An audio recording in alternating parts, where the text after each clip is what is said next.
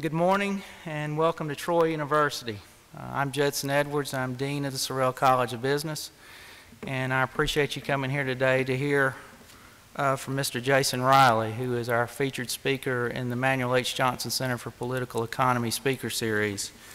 I'd like to begin by recognizing a few guests. I'd like to first begin with recognizing our Chancellor, Dr. Jack Hawkins, Jr., who's in attendance. Thank you, Dr. Hawkins. And I'd also like to recognize a few special guests, one with Dr. Hawkins today, Mr. Bill and Linda Daniel. If you can stand.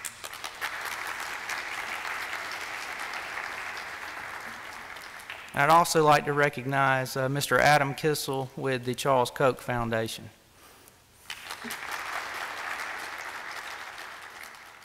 Today is a great day that we get to bring our students in business and students across the campus here, but we also have some guests that are AP high school students who are in attendance today. And for those students, if you could stand, it'd be nice just to recognize you and welcome to Troy University.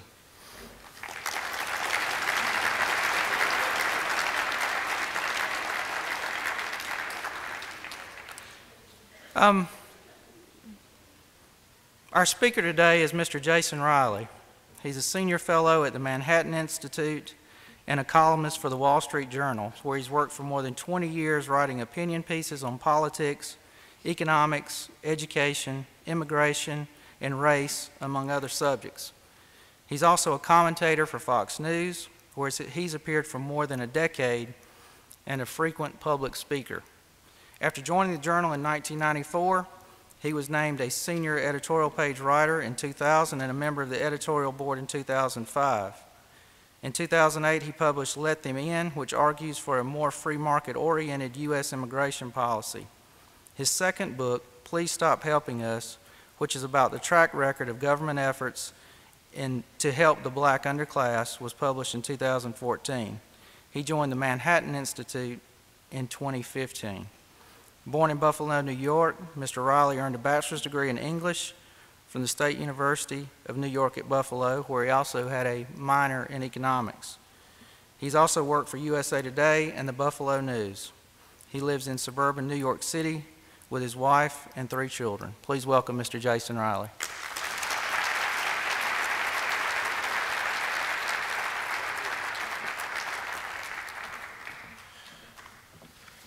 Thank you for that introduction, and I want to thank Troy University and the Johnson Center for inviting me here today, and thank all of you for coming to hear me speak this morning. We're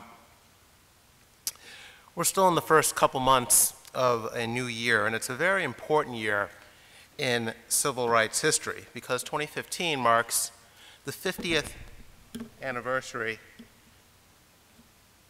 of what may be Martin Luther King's most significant achievement, the Voting Rights Act of 1965.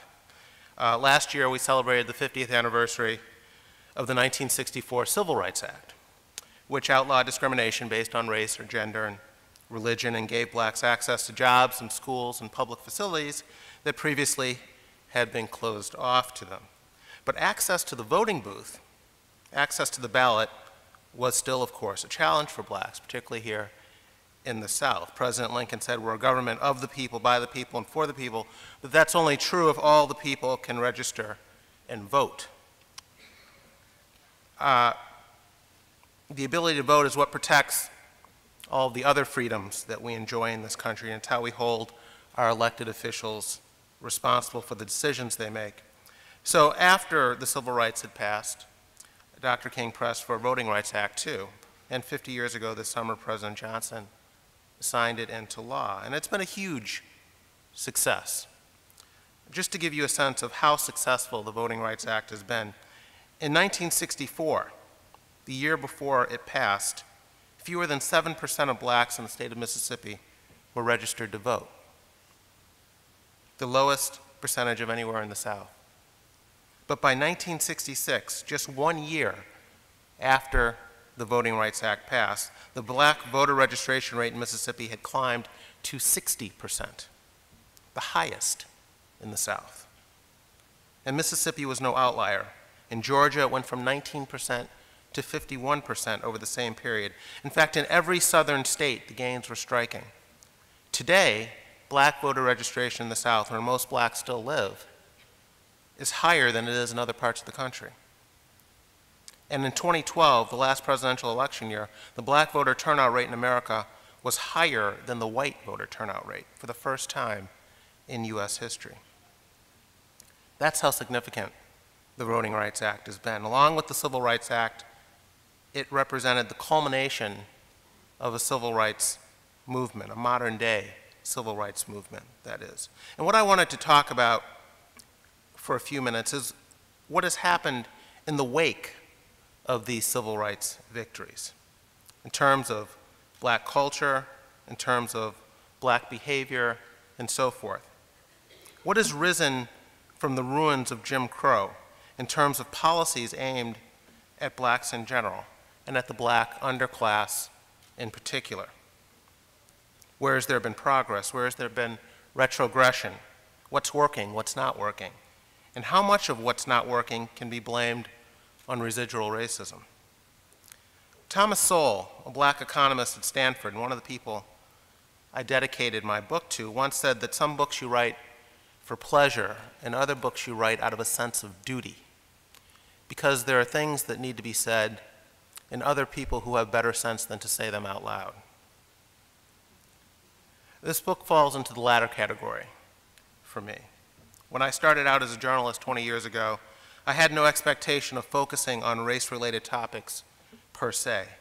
People like Tom Sowell and Shelby Steele and Walter Williams and a few other independent black thinkers, to my mind at least, had already said what needed to be said, had been saying it for decades, and had been saying it more eloquently than I ever could. But over the years, and with some prodding from those guys, it occurred to me that not enough younger blacks were following in their footsteps. It also occurred to me that many of the public policies aimed at the black underclass were just as wrong-headed as ever. The fight wasn't over. A new generation of black thinkers and writers needed to explain what was working, what wasn't working, and why to a new generation of readers. And the result is this book, which I hope will add another voice to these debates, and hopefully in a way that brings more light than heat to the discussion of race. Now, the book is not an autobiography or a memoir, but I do tell a few stories about growing up black and male in the inner city. And one of the stories involves a trip back home to Buffalo, New York, where I was born and raised. I was visiting my older sister shortly after I'd begun working at the Wall Street Journal, and I was chatting with her daughter, my niece, who was maybe in the second grade at the time. I was asking her about school, her favorite subjects, that sort of thing, when she stopped me. And she said, "Why you talk white, Uncle Jason?" And she turned to her little friend who was sitting beside her and said, "Don't my uncle sound white? Why are you trying to sound so smart?" Now, she was just teasing, of course. I smiled, and they enjoyed a little chuckle at my expense. But what she said stayed with me. I couldn't help thinking, here were two young black girls, 7 or 8 years old, already linking speech patterns to race and intelligence. They already had a rather sophisticated awareness that as blacks, white-sounding speech was not only to be avoided in their own speech, but mocked in the speech of others. Now, I shouldn't have been too surprised by this, and I wasn't. My siblings, along with countless other black friends and relatives, teased me the same way when I was growing up. And other black professionals have told similar stories. What I had forgotten is just how early these attitudes take hold, how soon this counterproductive thinking and behavior begins. New York City has the largest school system in America, more than 1 million kids. And 80% of the black kids in New York City public schools are performing below grade level.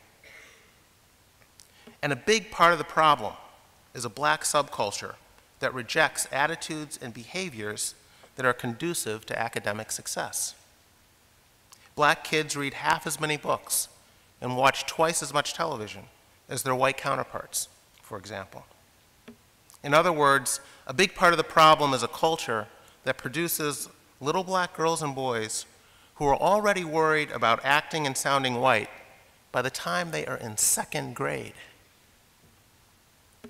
Another big part of the problem is a reluctance to speak honestly about these cultural shortcomings. Many whites fear being called racist, many blacks fear being called race traitors, and many black leaders have a vested interest in blaming black problems primarily on white racism. So that is the narrative they push regardless of the reality. Racism has become an all-purpose explanation for bad black outcomes, be they social or economic. If you disagree and are white, you are a bigot. If you disagree and are black, you are a sellout. Too often, this is the level of discourse. Schoolyard name-calling, ad hominem attacks aimed at shutting down serious debate.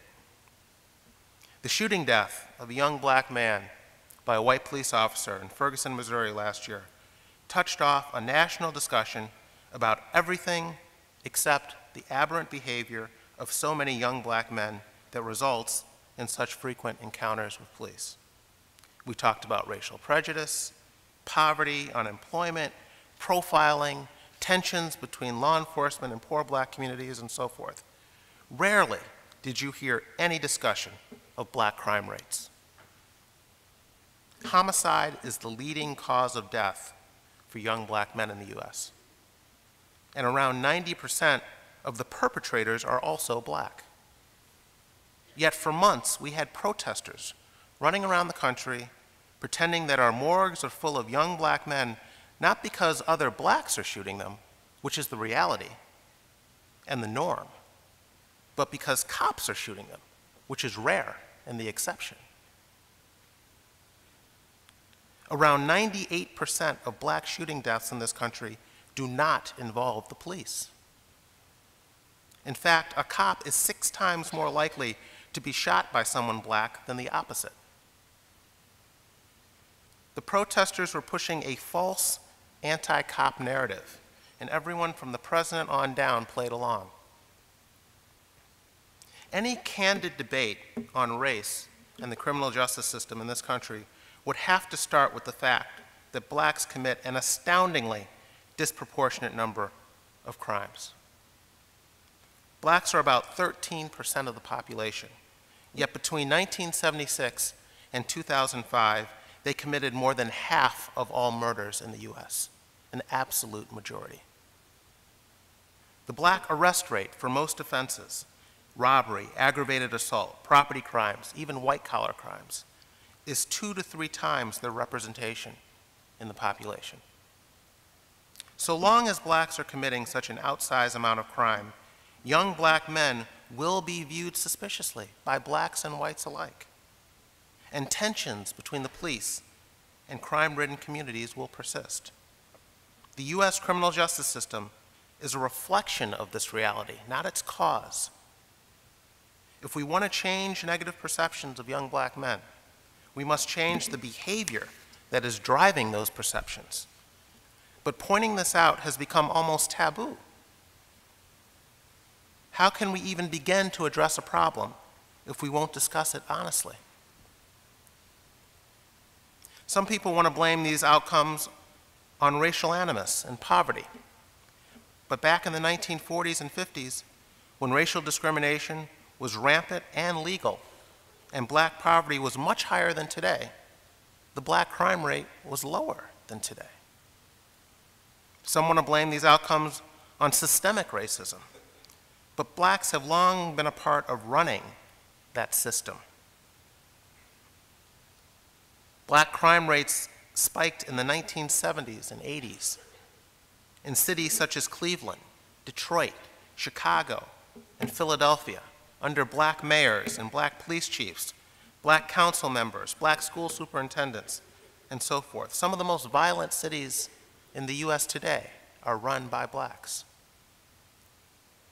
Some insist that our jails and prisons are teeming with young black men due primarily to racist drug laws. But does the evidence support that? It's worth remembering that the harsher penalties for crack cocaine offenses that were passed in the 1980s were supported by most of the Congressional Black Caucus, including people like Harlem Congressman Charlie Rangel, who at the time was head of the House Committee on Narcotics Abuse. Crack was destroying black communities, and many black political leaders wanted dealers to face longer sentences.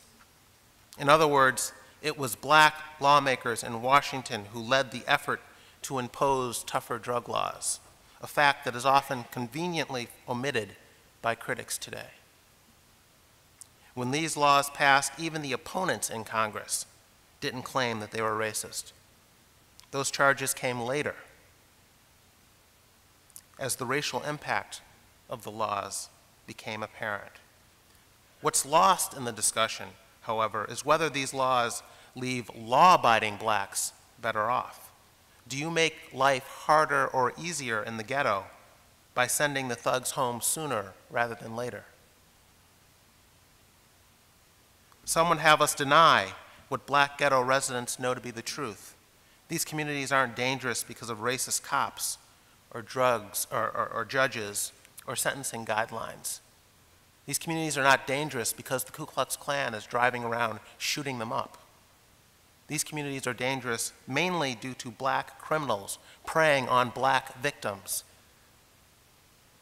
Nor is the racial disparity in prison inmates explained by the enforcement of drug laws. Blacks are about 37% of the population in state prisons, which are home to around 90% of the inmates in the US. If you could snap your fingers and remove all of the drug offenders from that prison population, blacks would still be right about 37% of the prison population. What drives black incarceration rates are violent offenses, not drug offenses. Blacks commit violent crimes at 7 to 10 times the rate that whites do. The fact that their victims tend to be of the same race suggests that young black men in the ghetto live in danger of being shot by each other, not by cops. Nor is this a function of blacks being picked on by cops who are over-policing these neighborhoods, as some have alleged. The research has long shown that the rate at which blacks are arrested is nearly identical to the rate at which crime victims identify blacks as their assailants. In other words, the police are in these communities because that is where the 9/11 calls originate. If we want to help reverse these negative trends, these crime trends, we would do better to focus less on supposed racial animus and more on attitudes in these communities towards school and work, marriage and child-rearing. But this, too, has become almost a taboo subject to broach, even for the President of the United States.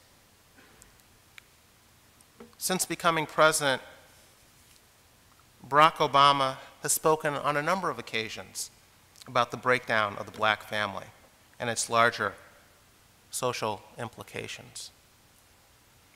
2 years ago, he spoke at Morehouse, Black College in Atlanta, where he said, "I was raised by a heroic single mother and wonderful grandparents who made incredible sacrifices for me, but I still wish I had a father who was not only present but involved. And so my whole life, I've tried to be for Michelle and my girls what my father wasn't for my mother and me. I've tried to be a better father, a better husband, a better man." He told the black men in the audience that day to be good role models for other less fortunate black men. He said, "The brothers who have been left behind, who haven't had the same opportunities we have, they need to hear from us. We need to be in the barbershops with them, at church with them, helping to pull them up, exposing them to new opportunities. We need to teach them what it means to be a man." Now that might sound like common sense to you and me. Maybe there are some people in this room who think that's all Obama should ever talk about. But when he says these sorts of things, he gets slammed by liberal critics, black liberal critics in particular, commentators, policymakers, and so forth. He gets accused for criticizing black culture, for talking down, for being condescending.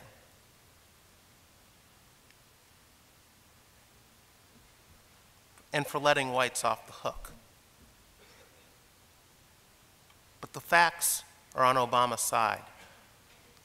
As recently as the early 1960s, 2 out of 3 black children were raised in 2-parent households. Today, more than 70% are not. And the number can reach as high as 80 or 90% in some of our inner cities.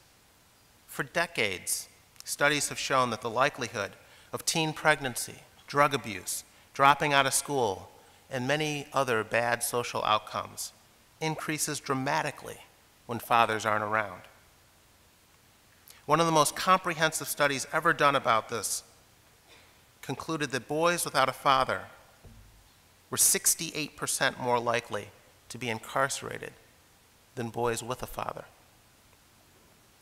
The study said that overall, the most critical factor affecting the prospect that a male youth will encounter the criminal justice system is the presence of his father in the home.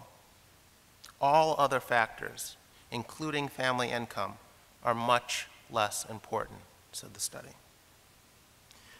The political scientist James Q. Wilson put it this way: if crime is to a significant degree caused by weak character, if weak character is more likely among children of unmarried mothers, if there are no fathers who will help raise their children, acquire jobs, protect their neighborhoods, if boys become young men with no preparation for work, if school achievement is regarded as a sign of having sold out, if all these things are true, then the chances of reducing the crime rate among low-income blacks anytime soon is slim. Many people sincerely want to help the black underclass. The problem is that they believe bigger, more expansive government programs are the best way to go about doing that. Having looked at the track record of government policies aimed at helping the black underclass, I'm very skeptical that this is the route that we should take. This year also marks the 50th anniversary of President Johnson's famous speech at Howard University, where he launched the Great Society programs. He had signed the Civil Rights Act a year earlier, and he'd signed the Voting Rights Act just 2 months later. And he used the speech to talk about what the government should do next on behalf of blacks. This was merely the end of the beginning, he said. And then he said, the beginning is freedom, and the barriers to that freedom are tumbling down. Freedom is the right to share fully and equally in American society, to vote, to hold a job, to enter a public place, to go to school. But freedom is not enough, he said. You don't take a person who for years has been hobbled by chains and liberate him, bring him up to the starting line of a race, and then say, you are free to compete with all the others, and still believe you have been completely fair to that person. Johnson said that the next and more profound stage of the battle for civil rights was not just equality as a right and a theory, but equality as a fact and equality as a result. The goalposts had been moved. But what if Johnson was mistaken? What if there are limits to what government can do beyond removing barriers to freedom? What if the best that we can hope for from our elected officials are policies that promote equal opportunity? And what if public policymakers risk creating more problems and barriers when the goal is equal outcomes? Back in 1988, right around the 25th anniversary of the Great Society, Nathan Glazer, a Harvard sociologist, published a book called The Limits of Social Policy. Now, Glazer was analyzing these programs from the perspective of someone who believed that government action was, in fact, the best way to improve the lot of blacks. But his assessment humbled him. He said the government programs aren't the solution to many of these problems. He said that in many ways, the Great Society problems were causing just as many, the Great Society programs were causing just as many problems as they were solving. He said good intentions aren't enough. But unlike Nathan Glazer, many public policymakers today are still riding high on good intentions. They don't seem particularly interested in reconsidering what has been tried. Even though 50 years into the war on poverty, the picture isn't pretty. While gains certainly have been made, it's also true that significant racial disparities remain in some areas, and black retrogression has occurred in other areas. The black-white poverty gap has widened over the past decade, and black poverty overall is no longer falling. The black-white disparity in incarceration rates today is larger than it was in 1960. And black unemployment rates have been, on average, double that of white rates for 50 years. Confronted with these statistics, some continue to push for the same solutions that clearly have not worked. President Obama announced yet another federal initiative aimed at helping blacks last year, calling for more preschool education, even though studies, including those released by his own administration, have shown no significant impacts on education from such programs. He says he wants to increase reading proficiency and graduation rates for minority students, yet he opposes school voucher programs that are doing both. He wants to raise the minimum wage, even though there's been a long and strong correlation between higher minimum wages and higher black unemployment in this country and in other countries. For the president and many who think like him, empirical data seems to take a back seat to good intentions. After George Zimmerman was acquitted in the shooting death of Trayvon Martin, President Obama explained the black response to the verdict this way. "They understand," said the president, referring to blacks, "that some of the violence that takes place in poor black neighborhoods around this country is born out of a very violent past, and that poverty and dysfunction that we see in these communities can be traced to a very difficult history." In other words, Obama has been doing exactly what liberalism has been conditioning blacks to do since the 1960s, which is to blame black pathology on the legacy of slavery and Jim Crow. But ultimately, I think this is a dodge. Those legacies are not holding down blacks half as much as the legacy of efforts to help blacks.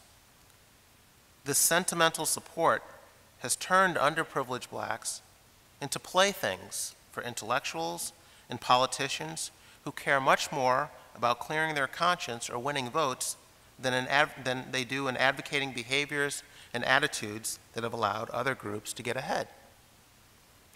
Meanwhile, the civil rights movement has become an industry that does little more than monetize white guilt.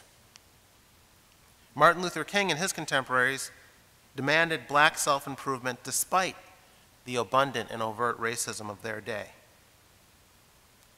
King once told a congregation, "Do you know that Negroes are 10% of the population of St. Louis and are responsible for 58% of its crimes? We've got to face that, and we've got to do something about our moral standards." He said, "We know that there are many things wrong in the white world, but there are many things wrong in the black world too. We can't keep on blaming the white man. There are things we must do for ourselves." I used those statements from King in an article I wrote in the Wall Street Journal a couple of years ago. And some readers wrote in and accused me of fabricating the quote, which comes from a profile of Martin Luther King that appeared in a 1961 issue of Harper's Magazine. Now, I was a little taken aback by the accusation, and not just because the magazine article is pretty easy to find on Google. What really struck me is that those making the accusation apparently just couldn't believe that the nation's most prominent civil rights leaders used to speak this way about problems in the black community and the role of personal responsibility. which might tell you all you need to know about the quality of what passes for black leadership today. King's successors, living in an era when public policy bends over backwards to accommodate blacks, nevertheless insist that blacks cannot be held responsible for their plight so long as racial prejudice still exists in this country. But the more fundamental problem with these well-meaning efforts to help blacks is that they have succeeded tragically in convincing blacks to see themselves first and foremost as victims. There is no greater impediment to black advancement than the self-pitying mindset that permeates the black subculture. White liberals think they are helping blacks by romanticizing bad behavior, and black liberals are all too happy to hustle these guilty whites. Blacks ultimately must help themselves. They must develop the same attitudes and behaviors and habits that other groups had to develop in this country in order to rise. And to the extent that a social policy or a government policy, however well-intentioned, interferes with this self-development, it's doing more harm than it is good. I'll just close by saying this concept of self-help and self-development is something that black leaders once understood all too well, and at a time when blacks faced infinitely more obstacles than they face today. Frederick Douglass said in 1865 that everyone kept asking him and other abolitionists what to do with the Negro after the war. He said, "I've had one answer from the beginning: do nothing with us." He said, "You've already played enough mischief with us." He said, "If the apples will not remain on the tree of their own strength, let them fall. And if the Negro cannot stand on his own legs, let him fall also. All I ask is that you give him a chance to stand on his own two legs." He said, "The rest is up to us." Douglass was essentially saying, give blacks equal opportunity, and then leave us alone. Decades later, Booker T. Washington would share that sentiment. He said that it is important and right that all the privileges of the law be ours, but it is vastly more important that we be prepared for the exercise of these privileges once we have them. Now, Douglass and Washington didn't play down the need for the government to secure equal rights for blacks, and both were optimistic that blacks would one day receive those rights, although neither man lived to see that day. But both men also understood the limits of government benevolence.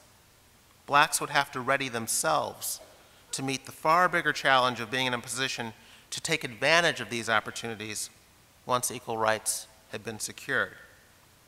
That remains the challenge today. And I believe the history of 1960s liberal social policies is largely a history of ignoring that wisdom. Thank you, and I'll take some questions if you have them.